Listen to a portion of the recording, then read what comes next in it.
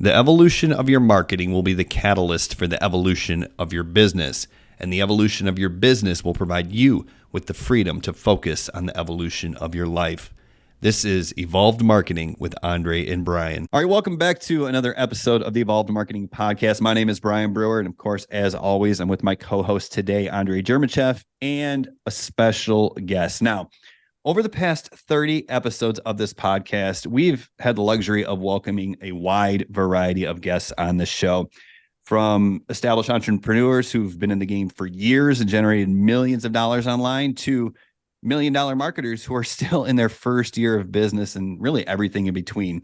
Well, today's guest falls into the former category. She is someone I've known of for years, and I would definitely consider her a pro in the industry. Her specialty is YouTube and really everything that comes along with that behemoth company. From viral videos and monetization to lead generation, today's guest is an absolute expert.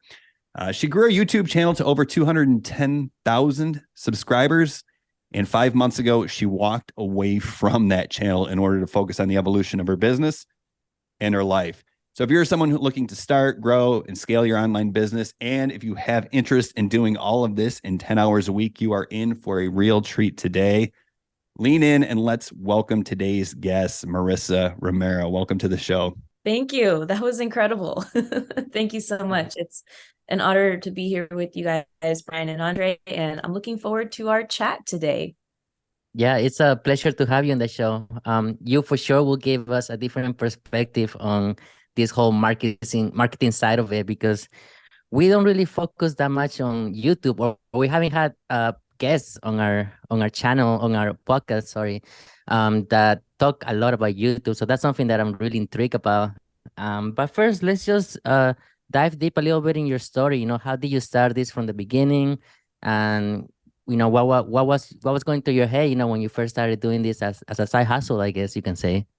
Yeah. So from the beginning back, let's say 2016, I didn't even know I was going to be an entrepreneur. Like not my whole adult life, but until my late 20s, I didn't even know that entrepreneurship was in my future. Like I had no clue that I could have a business. Like my life was going to be, continuing as a civil engineer and, working in that field and completing, like I had a civil engineering degree. I got a master's in construction engineering with like civil engineering basis. And so that was going to be my life, that I was going to do that until I was 62 years old and retire. Like I was for sure of that. But then became a lot of resistance, and a time where I was like, wait, this doesn't feel right at all. I'm an engineer. I worked so hard, but I don't want to do this. I'm not happy. Like I feel like my true gifts are not being utilized here. What's going on? And so my whole entrepreneurial journey was sparked when my family and I, back in 2016, we went on a big trip to Europe. And it was only a 21-day trip because, Americans, we don't get that much vacation and leave. But that trip changed my life, because I'm like, wait a minute. First, there's a whole new world out there. Second, I'm like, these Europeans, they have a whole new way. The way they approach work is totally different than Americans. And I'm like, how do I see this world? I'm like, my mindset at the time was like, oh, I'll wait till I'm 35 or 40 to travel and all this stuff. So anyways, long story short, I got into entrepreneurship like randomly. Like I was at the time getting my master's. Somebody tried to get me into network marketing. I'm like, yeah, let's do it. Let's do network marketing. I was all in. I was like, let's build this business. Let's retire early and all this stuff.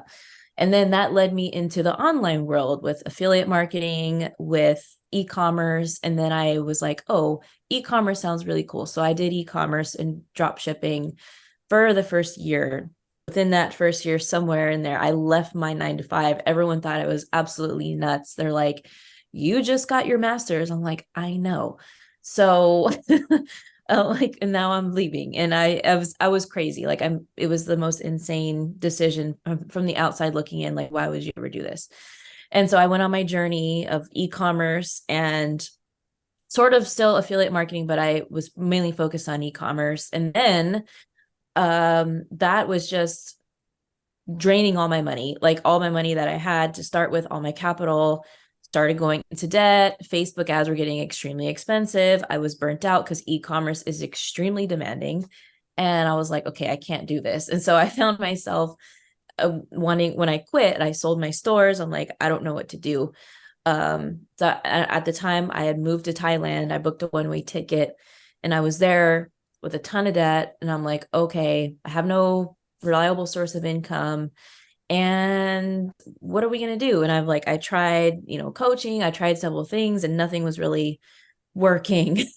And good thing my rent over there was only like $200 a month. And my expenses were like 500 per month for everything. So I'm like, well, I'm surviving. So then I'm like, okay, well, let me just turn to YouTube because I had tried YouTube several times and I quit for various reasons. But the third time I got back on, I'm like, okay, YouTube has to work or else, or else. Like it was all in. And so in April of 2018, I got back on YouTube and I posted every single day, just teaching all the marketing things I learned. Because I learned a ton with e-commerce, with affiliate marketing, with all kinds of stuff, with funnels.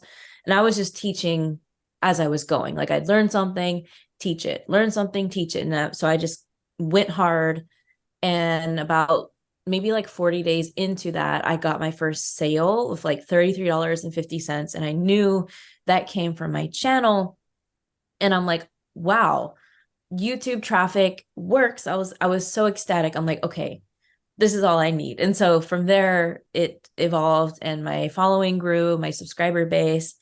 And I started to, make a lot of commissions with the affiliate programs and products that I was promoting. So that's how I got started.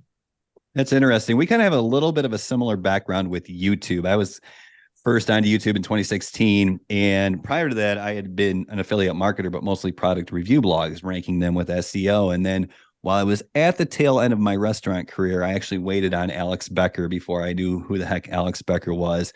And I saw him and I kind of dove into his content. I was like, I got to get on YouTube because the power of YouTube is undeniable. It's just someone told me it's the 800-pound gorilla in the room. You can't ignore it. It's always a beast. So I did that and got into the affiliate marketing side of it through YouTube. And then it kind of went from there. But when you were talking about selling your first sale on YouTube, was that an affiliate product that you were promoting or was that something you had created yourself? It was an affiliate product. Okay, cool. Yes. So that was kind of the idea is you were starting this YouTube channel with the idea of becoming an affiliate marketer. And I love how you said you went all in because that's the difference really between success and not is, don't dabble, pretend like your back's against the wall. Maybe it was, maybe it wasn't, but feel like your back's against the wall and go all in. You went all in on YouTube. How was that in the beginning? And do you remember kind of the first video that was like, oh, this is going viral or this is going to work? Or take us back into those early days, the first 40 days on YouTube, if you could. Okay, so at that time I went from Thailand to Bali. So I was in Bali and I had no clue what I was doing. I mean, the production was crap. I mean, I was using a pixelated webcam, my iPhone, whatever it was, 6 at the time. And let's see. I was feeling good because I was getting comments. Like you get a comment, you're like, oh my gosh, then you get 5 comments and the subscriber count would go up like 5 subscribers a day. And you just felt like on a roll because at the same time, even though I wasn't making money yet, I was building a list. And so I was doing, after I made that $33.50 sale, I started doing launch jacking for a couple of products. And that basically means like when something launches, I took advantage of that traffic and made some reviews on it. And that's what I did for a couple of products in the beginning. Like I remember I did that for Kartra, as a matter of fact, when it launched back in 2018. And I'm like, this is really cool. So I got some pretty cool commissions from there. But I mean, yeah, it's quite it's stressful. It really is stressful. I wish I would have journaled more during that time, because I think when you mention like when your back's against the wall, you just have to rely purely on faith.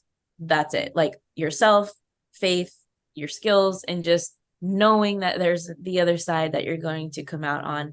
And for me, I was very confident. Like I knew it was going to work, even though it wasn't here yet. Like I knew it was. And at the time, there was just little signs that would happen every day that it was going to work. Like, oh, maybe I didn't make money on YouTube yet, but I got another client that I was coaching in e-commerce, and things were just starting to come my way little by little. And so there was light, after struggling for a year and a half. And it was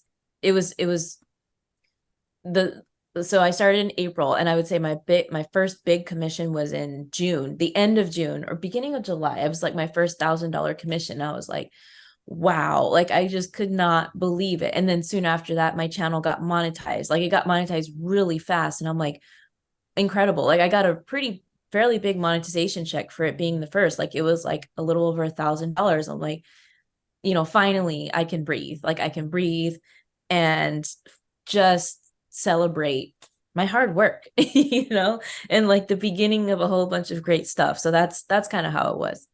Yeah, that's amazing. I mean, I tried to monetize my YouTube channel, my personal one, and it took me for a long time. And then I made some bad choices, and I hired some YouTube managers, and it ended up happening that I was getting like fake views, and they just messed up my whole YouTube channel. So since then, I haven't really tried except this podcast. But then what type of videos were you making to basically get the reach that you wanted to reach?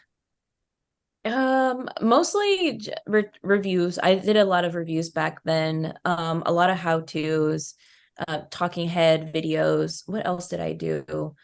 Yeah, it was mainly if I learned something like how to make a landing page, I would teach it.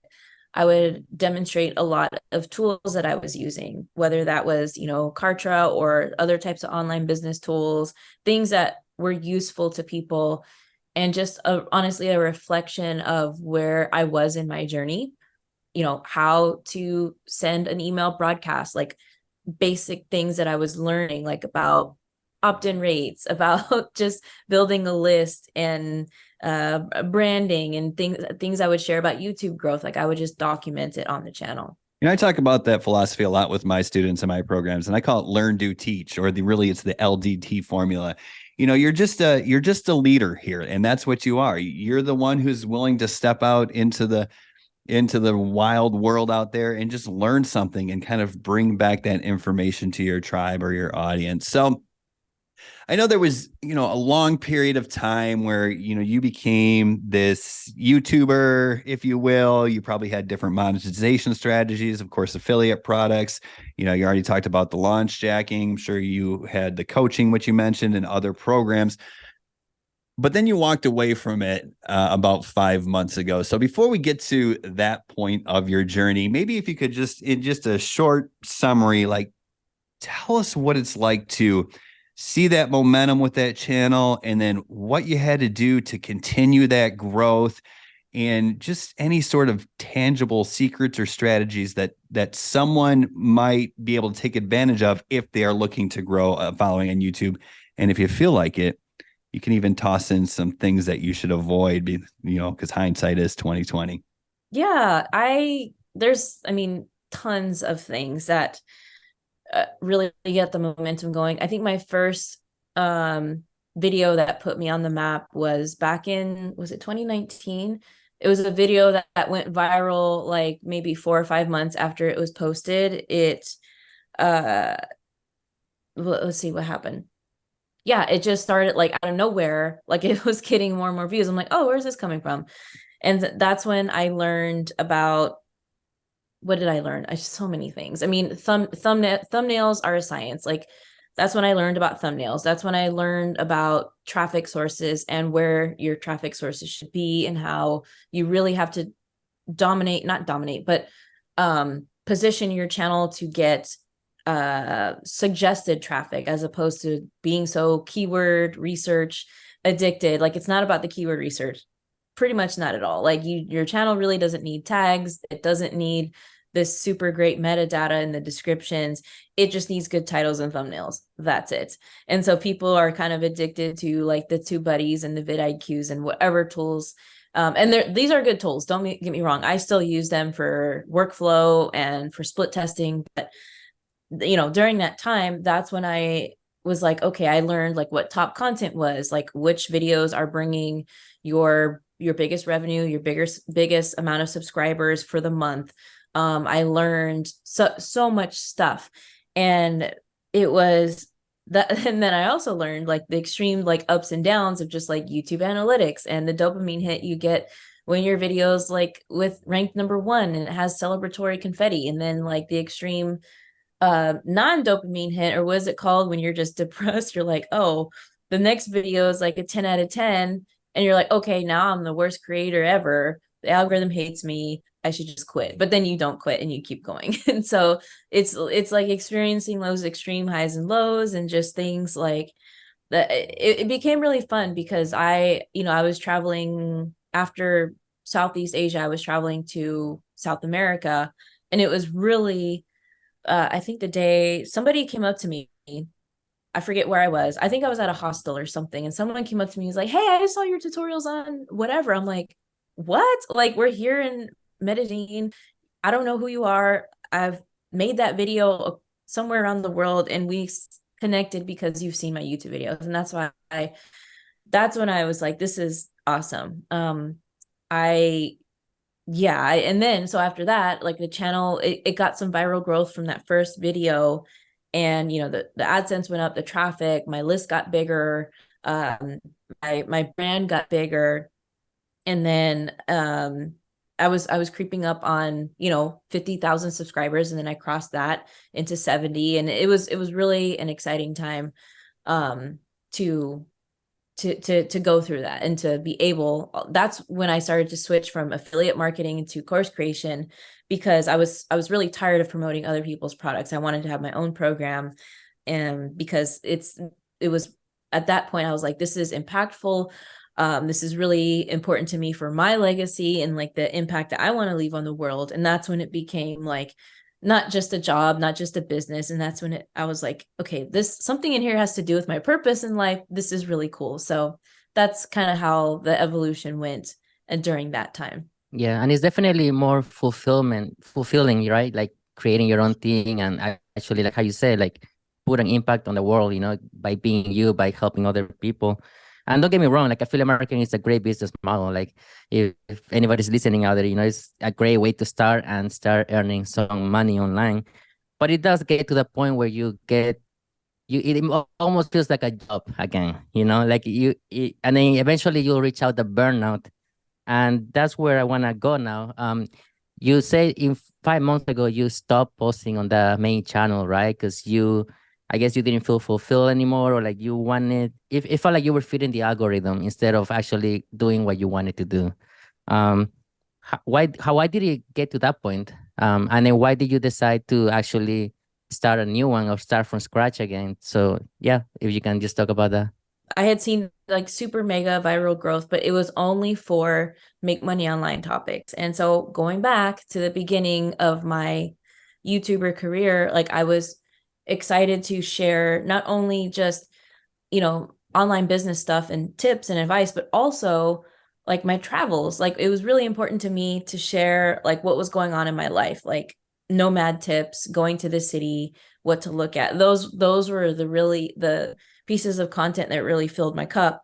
And I stopped creating those, and I would just really go super hard on the make money online topics, because those were the ones that would bring my channel viral growth and more subscribers and all this. And so what I did is, it's great to know what your top content is on a channel, but if you reproduce it too much and you do these topics over and over because they're going to hit, what's going to happen is you'll just pigeonhole yourself, and now the algorithm's going to expect only these things, and all the other types of topics are going to tank. And so what happened at the end of 2021, not the end, like September 2021, I found out I was pregnant, which my husband and I weren't planning. It was a complete surprise. And I'm like, wow. So then that's a whole nother story in itself. But then my son was born in May 2022. And during that time, the beginning of 2022, I just felt so done with what I was doing. And so the whole year in 2022, I was just miserable getting on camera. Like I could not talk one more time about make money online, whatever. I was just so done. And I think it was because I was not evolving with my content. Like I know so much up here. I've invested hundreds of thousands of dollars into my education, into my business, into, you know, learning top funnel strategy, webinar strategy, personal development, spiritual work, like all these things. And it's just like, I felt trapped because I couldn't share any of it. You know, I could not talk about it. And it pissed me off. You know, it was a combination of just anger, being super burnt out, and just for my son and like having a child, I'm like, I really wanted to think about like the impact, not the impact, but the legacy I was going to leave and what I wanted to be known for. You know what I mean? I just didn't like it anymore. And so I started to notice the same thing with other YouTubers. And I think what happens when you build a personal branded channel, it's incredible. But if you do it the wrong way, it's like you become the brand and everything is based around you, and it can't change. And it's frustrating because a lot of my YouTuber friends have felt the same way. Like if we got on a Zoom call, we're just like, this sucks because the algorithm only wants me to talk about Instagram, or the algorithm and it's just like, there's so much more to me than stupid ass YouTube marketing. You know what I mean? And it really pissed me off. And so, I just had to leave. Like, I'm like, don't know what's going to happen, but I have to leave and start from scratch. And so that's why I think starting this business channel, Subscribers to Sales, it's great because now there's 3 of us creating as opposed to just me. It's the brand name. We have a whole new purpose, like a whole new re-existence, and what we want to be known for as a team. And so that's been so much more gratifying as opposed to just me, all the pressures on me, and just not enjoying this job anymore. Right. Yeah, absolutely. It's important because it's a long, lifelong process, most likely. So if you show up every day upset or pissed off or drained, I mean, what are we doing here? You know, we could have done that in our careers or what have you. So you mentioned, you have a whole nother purpose. What is the purpose or the mission of this new thing that you have going on right now? Yeah. So I still haven't clearly defined what my purpose is in life, but I feel it's really weird that I'm talking about this with you guys on your podcast because I've never known before what it was. But I think the other day I'm like, wait, I think this has something to do with my purpose here. And I honestly believe that's helping people work less and find happiness now in what they're doing. Because I realized before I was just addicted to the workaholic grind. I was just addicted to having to work all the time. I honestly felt like I could not. My mindset was I have to work harder to make more money. My mindset was I have to work just as hard as my team. And now it's a complete it is not that at all. Like if I work 20 hours a week, I'm like, that's too much work. And so it's really hard for people to just get out of the preconditioning that we've had ever since, we went into school, and like the work hard and all this stuff and the hustle mentality. And of course, there's those inexcusable hustle and work hours that we all have to put in for things to be successful, right? That's no joke. We all have to go through the grind, and it's ugly in the beginning. However, there comes a point where you're like, okay, why am I even doing this? And you're working so hard. And when you reach something, it doesn't even make you happy. And so I think that my purpose has to do, I can't clearly define it, but it has to do with something like that helps people put their foot on the brake, take a step back, start stepping into their higher power by working less so that they can seriously enjoy what they have right now. Because I love this, and wanting people to understand this, because I would reach a milestone and it would mean nothing to me. And I'm like, what is wrong with me? And so it was just like, oh, we'd have a successful launch or whatever. And it was just like, okay, cool, on to the next. And it just was not, that's not okay. And it's just like, you have to be so happy with things that are going on now. And I think that's the biggest thing that, you know, that my new son has taught me in becoming a mom, and just having to take a step back. It's like, business is not that serious. There's so many other things in life that are way more important. And so, yeah, that's, I think, the message now that we want to get across is like, how truly do you build a business, and, you know, specifically for our audience, a YouTube business that works around your lifestyle, that supports you 100%, that not only you can manage and operate the entire thing in 10 hours a week, but also if you need to take a step back, you can take a paternal leave, you can take a sabbatical. It can function like a real business, that you don't have to be scared like, oh, if I'm gone for a week, the whole thing is going to, you know, catastrophically fail. No. And so that's the whole message that we're getting across right now is, you know, you have to have strong systems in place, great team support. Hiring does not have to be scary. You can duplicate anything that you do with something very like a system and process in place for somebody to come on. You can transfer that trust and confidence into somebody else. So that was kind of a long-winded answer, but Well, it I was think good for that's you what we're to work through it, because it's still yeah. it's still being developed. So it was kind of a nice Yeah. session here. Yeah, that's something that I struggle with. Before I would just be working all day long, you know, like I would get home from work and work hours in my business. And then what happened was I neglected my wife, I neglected my daughter, you know, just because I was just so stuck working. And you're right, you know, there's other things more important than just your business, you know. And well, what are some of the transitions that you can show somebody in their business to actually be able to work less, you know, and then focus on more important aspects of their lives? Mm-hmm. No, that's a great question. And I think the number one thing is the belief. Like, I know it's like, oh, you know, mindset, and that mindset is thrown around so much, but it really is the belief that you deserve to work less. And the fact that, you know, working hard no longer has to be a part of who you are. And so that's kind of the first thing. And once that happens, when you really do like believe that, then everything else kind of falls into place. And, you know, there's different things that you can do. Cause like, for example, I had a client once who told me, she's like, what did she say? She's basically working so much right now in her business, and the business model is, she's an interior designer, and all her projects and her revenue comes from trading her time, right, for the different interior design projects that she has going on.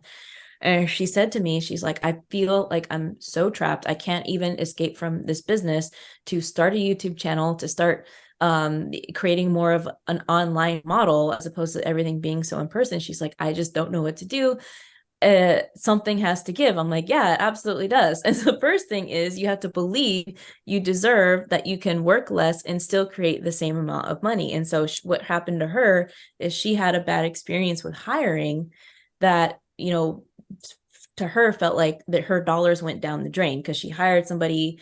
It was a disaster. She hired an agency, and it was the whole whatever container, 3 months she worked with them, she was just teaching them like how to do their job, and they never ended up helping her. And so now she's like, oh, well, I tried to hire. So her new belief is like, I tried to hire, it was a waste of money. Why even waste my time trying to hire in the first place? And I asked her, I'm like, well, what kind of systems did you have in place? Did you have SOPs in place? Did you have different workflows? Did you have protocols? She's like, well, no, I don't. And I'm like, well, that's where you start. You know, you take a look at your business and you take a look at what's going on, document it, understand it in and out, and understand like the gaps, like, well, where can I, confidently outsource this, and you just try again, because we've all hired and we've all had to get rid of people. There's no such thing as someone being on our team forever.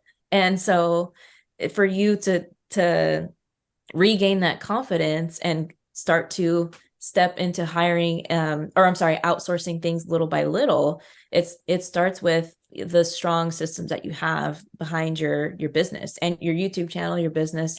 But you guys have this podcast, there's systems and workflows behind this podcast, right, that make it happen. Content distribution on all the podcast platforms and also on your YouTube channel. So interesting. Yeah. So if you could take us into these systems and stuff like that, we've heard different strategies and different opinions, but since this is kind of your forte now and your niche, when you look at someone who is in that solopreneurship role, which you've been in your life, and Andre and I have both been in our life, and that's where a lot of people start, what is your recommendation for not only when it might be time to start looking to outsource, but where do you look first when you're searching for that extra person, if you will? Yeah, no, that's a great question. Identifying that first hire. The way I identify it first is like, okay, what first I audit and say, like, what right now is the things that I do is moving the needle, like every day. Okay. And like closest to, let's say on a scale of 1 to 10, 10 like being the most moves the needle. Looking at the business activities I do, let's say like these, whatever 4 workflows or 4 things I do really move the needle. Okay. So that stays with me. But then there's other things in your business that are extremely important that have to get done, but don't necessarily have to get done by you. And those are the things that you're like, okay, let me identify more of those and let me outsource those first. And then there's those other things that you have going on right now that's happening that should not be happening right now, that are doing nothing for your business, and nothing's you're not seeing any results from those tasks or things you're doing. And so for me, in my business model back then as a solopreneur, it was obvious. I'm like, I need to outsource my editing. I need to outsource my editing for sure, because I was learning Final Cut Pro and I was editing on Final Cut Pro and I enjoyed it, but I'm like, this is ridiculous. I'm like, I'm spending 8 hours a week editing a video. Why? And then just, there's people that do it 100 way better than me. And so when you're, when you look at the other thing, the mindset shift is looking at hiring someone as paying for your time back and looking at them as more of like a sales machine as opposed to an expense, right? That's what your team is. They're not an expense, because think of it this way. Going back to the video editing example, or whatever task that takes a lot of your time, if I value my time, let's just say at $50 an hour, right? Obviously, I want to make more than $50 an hour. But if I do the math, if I'm taking 16 hours a week, times 4 weeks in a month, I don't know what number that is. That's close to 100 hours a month, multiplying that by 50 hours, $50 an hour times 12 months. Like that's getting close to probably $16,000, $17,000 a year. When you look at it like that, you're like, holy crap, that's an insane amount of money that, that's costing me my life, my time. What am I doing? And then, so that's where you're looking at like the cost of, okay, this goes first for sure. It has to be done, not by me. It's costing me approximately $20,000-$30,000 a year. I can definitely outsource this for $12,000 a year, right? And then you feel so much better about it. You're like, wow, why didn't I do this sooner? Because every hire I've ever made, it's always like, why haven't I done this sooner? So yeah. And not every hire is gonna be a perfect fit, So even though I was working in the restaurants too, I used to hire people, I used to fire people, and not everybody was, a good hire, like how you can say. Especially with my business too, when I started doing my own business, I started hiring VAs. I hired 2 VAs at first and they weren't the best, but then I found one VA and she was actually really good. And she's been working for me for like 6 months now. So like I said, like not every hire will be, so you just have to basically shop around and eventually you will find a person that will actually help your business make more money, you know? Well, now let's transition a little bit about short form content versus long form content, because I know YouTube does have a short form content for YouTube, right? Like YouTube Shorts, that's what it's called. But what are the benefits of creating long form content? I know it takes a little more work. Like how you said, editing takes a while. Learning those skills is also, it might be a pain in the ass, you know, just to learn those skills too. But what are some of the benefits that you can tell people that haven't dived deep into long form content?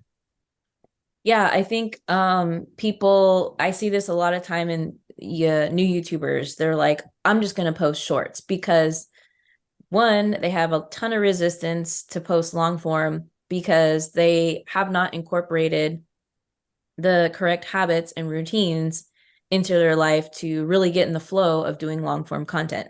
Long form content is so easy. We all know that. If we've been doing it, it's literally just a matter of incorporating that routine and making it work around your schedule, time blocking, saying that, hey, every Monday, Tuesday, or whichever day from here to here is when I do the long form content. I think that those people who want to use YouTube shorts first, it's just, they're just using it as an excuse, like, oh, I just want to post shorts. And I think that that's what I'll focus on for whatever. It's like, okay, cool, but shorts should be a complement to your long form, not the other way around, right? Shorts should just be, you shouldn't rely on shorts ever, especially if you have a business behind your channel. And let me give a perfect example. I think I have 50,000 followers on TikTok. Like I stopped posting quite a long time ago, well over a year ago, but there was one video I posted, it got 1 million views, literally like overnight. And I'm like, whoa, this is so freaking cool. This is the most viral I've ever gone on any platform. I'm like, this is awesome. And it grew me like a ton of followers within a very short amount of time. And I'm like, yeah, the money's coming. So I put a link to my webinar, my masterclass on TikTok. I'm like, cool, I'm getting all these leads to my masterclass. Not one sale from my TikTok traffic. I'm like, this sucks. This really sucks. You telling me I got 1 million views on this video and I didn't make one sale? Like, that's shitty.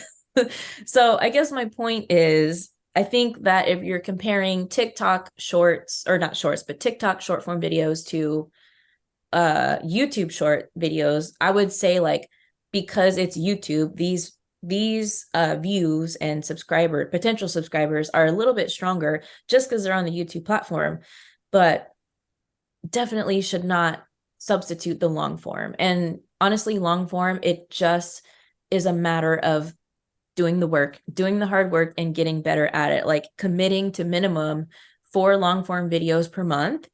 And let's say right now it's taking you 45 minutes to film an 8-minute video. Fine. Next week, put a timer, have it make you take 40 minutes. Like, it's just that repetitive muscle that you're building and that habit that you're incorporating. That's when it gets easier. And that is going to, carry the weight and dominate, for years, the shelf life, the potential for it to go viral at any moment after you post it. So yeah, I see that a lot with YouTube long form content, because I said I've been doing YouTube since late 2016. It's entirely possible that a video starts to pop off or go viral or get traction like 6-7 months down the road, and sometimes even longer. And then it's all of a sudden, it's like you start getting these leads and like, where are they coming from? And it's a 7-month-old video that just it's been proven, I guess, through the algorithms, and now it's getting its due. So, the cool thing about YouTube is the content does a lot more of the heavy lifting for you, right? When someone digests your long form content, it's like they are being pre-sold into whatever it is, whether it's your brand, it's you, it's your offer. That's kind of one of the reasons that we started the podcast here without anything for sale. It's like, no, it's just going to help develop that relationship, strengthen that relationship, and we'll let other channels and email and all that other stuff and webinars do the selling outside of this podcast. So everything you're saying makes sense. One thing I wanted to ask you, though, is you talk about systems and building a team and working 10 hours a week and having the belief that it's not only possible, but it can sometimes provide you with greater success, maybe. And the way you are able to do that is focused on what drives the needle for you. You know, where do you have to be up in the business, and what's the 20% that's going to drive 80% of the results might be a better way to look at it, or not a better way, excuse me, another way to look at it. So if I could ask you just kind of personally, what drives the needle for you? What moves the needle for you in your business? No, that's a great question. Let's see. For me, it is my goal, and I think we're almost there. Like, my goal is to only have on my plate content creation, serving my students and clients, like with group coaching calls. And what's the other thing? And doing things like this, like podcast appearances, brand awareness, connection with other business owners. That's me. Like, that's my role. And other non-negotiable things that I have to look over is, cash in the bank for the business. The business needs cash. Taxes, payroll, like all the financial things, like the things that are just like, but have to get done. Like the CEO umbrella is, in my business are those things, like content creation, as I mentioned, just connecting. And what was the other thing? I would say when I was pregnant, a big task that was on my plate was managing my team. It was so overwhelming. And while I was pregnant, like maybe like 4 months or so before my son was born, I hired an operations manager.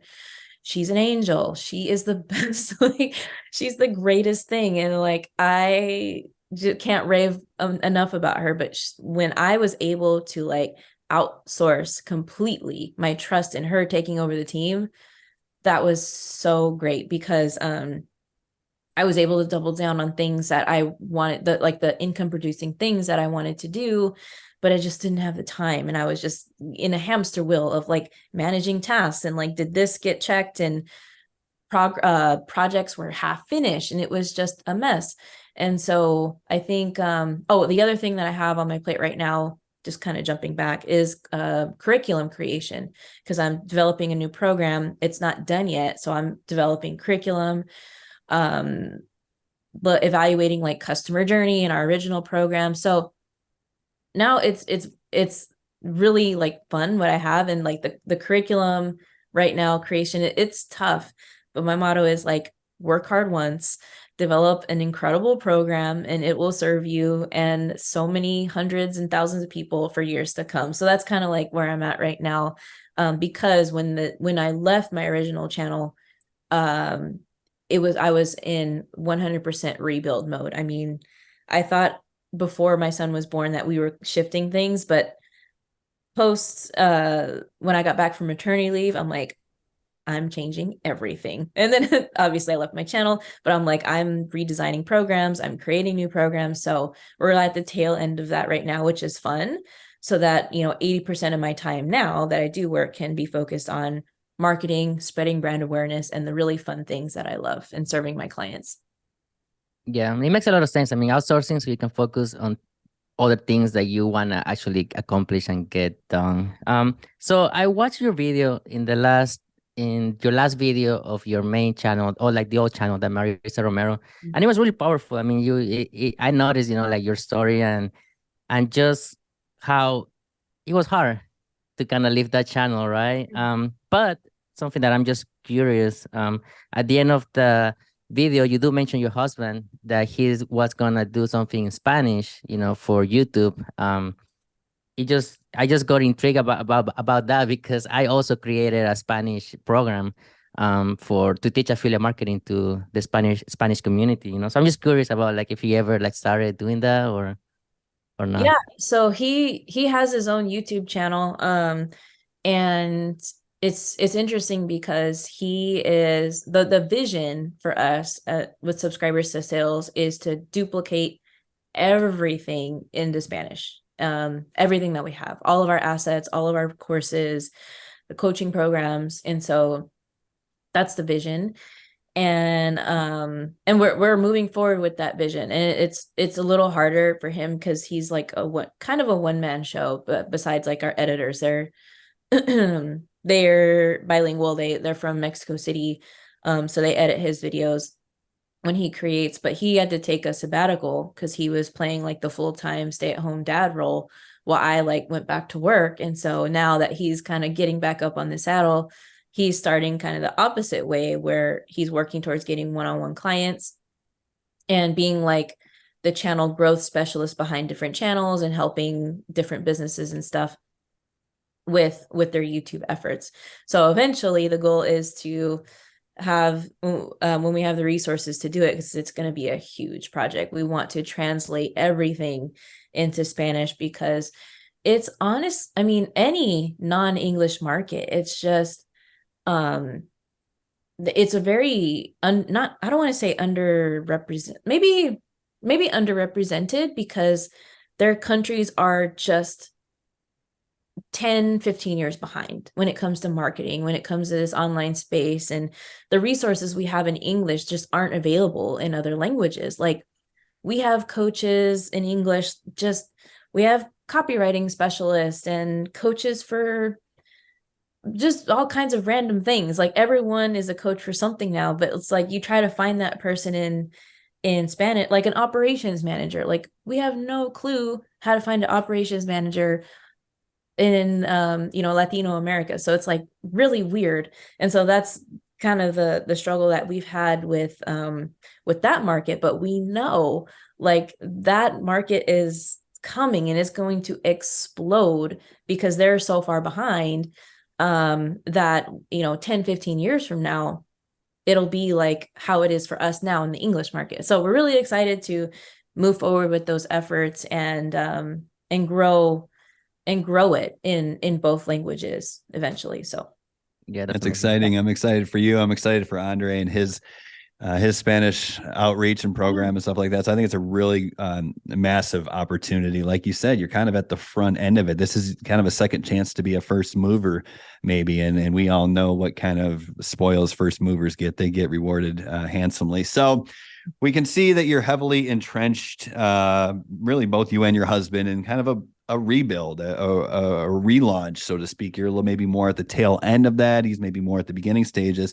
So that's probably, I would assume, going to take up the foreseeable future. But I'm just curious, if you were to look, into the future, not just 2 weeks or 2 years, but 10 years down the road, do you see yourself still in the public eye? Do you see yourself sitting on the pile of cash that you made hidden from cameras? Or do you have some sort of big aspirational goal that you want to do that far down the road? Yeah, 10 years. I think let's see. At least right now, I believe that content creation will always be a part of my life, and documenting. Just take away the business, take away the analytics, the metrics, all this. And it comes back down to documenting the journey, everything in life. And so what I see in 10 years is having a lifestyle, and maybe it won't even be on YouTube, but I will be documenting with video somewhere on the internet of what's going on in business, in life, in parenting, in traveling. We want to have another child. So that's what I see in 10 years. I want to be a multi-millionaire. In 10 years, I imagine that money going towards an effort that helps fight climate change. Hopefully sooner than 10 years from now. But my interest is either in like alternative products for plastics, or also the what are they called? The plant buildings, like the eco-friendly buildings that have the plants growing out of them, and the whole building is kind of self-sustainable. That's a really big interest of mine, especially because I was an engineer, and a big interest when I was an engineer was environmental engineering and climate change. And I wasn't ever able to dig into it because I just wasn't allowed. So anyway, the bigger vision for sure involves like some type of foundation helping fight climate change, and also always continuing to document the journey and things. And yeah, that's what I see. It's pretty Yeah, that's amazing how incredible. all this can just evolve from a little silly affiliate marketing side hustle, right? Right. Yeah, Yeah, I exactly. mean that's exactly how we started to, just affiliate marketers, and then it opened up so many doors for us, and that's exactly what we do now. So now that we're jumping to the end of this interview, something that me and Brian like to do is we like to switch the tables. So we give you an opportunity to ask us any questions. If you have any questions, this will be the time to do so. What if you can give those advice about failure, your perspective on failure and the necessary failures in business? What would you say about it? What was maybe a specific time that you felt like you failed and you thought maybe it was all over, and how there's, what's your perspective on it, and what advice could you give to somebody at any level, right? Beginners, intermediate, advanced business owners, about failure and what it means to you. Yeah, so for me, I had a drop shipping business that I failed on that. I had other businesses that I failed on that. I had, promotions that I was supposed to get at work, and I failed at that. So something that me and Brian always talk about is that if you feel like you're rock bottom, if you feel like you're at the bottom, the only way to go from there is go up, right? So you just have to stay positive. That I understand it sucks failing at something, right? But it's the way that you act during those failures that is gonna make you succeed the next time. Might not be the next time, but it could be. It might be, in the future. You just gotta keep trying. Yeah, love it. And I think, failure, I have really two ways of looking at it. I have the woo-woo spiritual way of looking at it and the more like practical way of looking at it. So the fun way to look at it is the woo-woo spiritual way, I think. And I firmly believe with the benefit of hindsight and the ability to look back at not just years, but decades of successes, but failures. Looking back at decades of failures, both in business and personal life, I really firmly believe that if you just pay attention and trust the process, the universe actually conspires to help you. And if something fails, it was because it was not the right thing. And I know it's hard to believe. Sometimes you just have to view it 10 years removed from the failure to really appreciate that. And then the more practical way I look at it is something that I got from a Frank Kern video. And I'm sure you know Frank Kern or know of Frank Kern. And I'm a big Frank Kern fanboy, if you will. But I saw this video of him on YouTube, and he was a younger Frank Kern. And he was sitting at the bar and he was drinking gin and tonics, and somebody was interviewing him probably as a fangirl. And talked about marketing and online business. And he said a couple of things that really always stick with me. Is first, that's the beauty of the internet, is if you fail, then you don't have to see the person ever again. So it's really, really kind of risk free. There's no like, I got to go to the office tomorrow and see that person face to face and relive my failure. It's not, it's just the internet. That's the draw. And then the other thing he said that I think about often is, marketing is really just a series of tests. And if you're a really good marketer, you succeed 2% of the time. And that means the other 90% of the time you're going to fail. And that's all it is. It's just a test that yields a result. And sometimes it's not what you wanted, but other times it works and you get a couple wins and everything's going to be all right. So that's what I can offer. Love that. That's incredible. Yeah. And I think it's just an inevitable thing, right? That we're supposed to fear it, that we're supposed to avoid it at all costs. But it's like, wait a minute, like it's literally probably happening, on a weekly basis, failure. And it's just, now I definitely resonate with what you guys are saying, but it's almost like now I've realized that in business, it's like 20% is the actual strategy and marketing, and like the 80% is like what's going on between your ears and your confidence to like be resilient and be like, oh, okay, not take it personally, not thinking that you're the worst marketer in the world if your launch didn't go one way, or like your analytics on YouTube are tanking. It's just what it is. Like, it's all like, the strategy, the funnels, the this, the that, the conversions. It's like, none of that even matters if in here, the tools, the strong mindset, like, lifts the strategy, like the hammer being the strategy, like the tool is just sitting there in place. You lift it up and you use it. And like, that takes a lot of strength up here. And I think I didn't even realize that until recently in my career. I'm like, wait a minute, it's, you get to a point where you know all the marketing. Maybe you don't know it all, but you could learn it like within 20 days, right?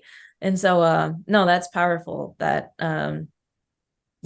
that you just keep going. Like, it does I'll not. have to revert back to a previous guest, and I don't remember who said it. Maybe Andre can help me out with reminding me who said it. It might have been Tyler, but I don't know. But basically, he was talking about failure. And when you get in that spot, and when you're talking about, the 80% being mindset, one of the strategies or actionable tools that he used to get through that failure is, he said, remember what you've done. Because you have accomplished so many things. And if you focus on not what dropped you into that depression or that lack of confidence, but just remember what you've done, that's kind of the secret. Yeah. No, that's beautiful. Awesome. That's awesome. So Marissa, how do we find you? How do our listeners find you? Yeah. So if you go on YouTube, Subscribers to Sales, subscribe to the channel. There's so much great content there. And if you'd like to check out, let's see, I'm on Instagram, kinda, but not really. Like, you can find us there at Subscribers to Sales, and also my personal, Marissa E. Romero. And then if you're interested in learning more, you can go to marissaromero.com /blueprint to get on our email list, and get our newsletter, our YouTube videos. And you also get this amazing blueprint on, the 6 steps to really working a whole lot less with your YouTube channel efforts and your business in general. So that's where you could find out more. Awesome. Well, we'll go ahead and link that down in the description or the notes, depending on where you're watching or listening to this. I downloaded my blueprint today, as a matter of fact, so I'm excited to dive into that. And with that being said, Marissa, thank you so much for your time. We really appreciate it. Listeners, thank you for sticking with us. And we'll see everybody on the next episode of the Evolved Marketing Podcast. Thank you so much.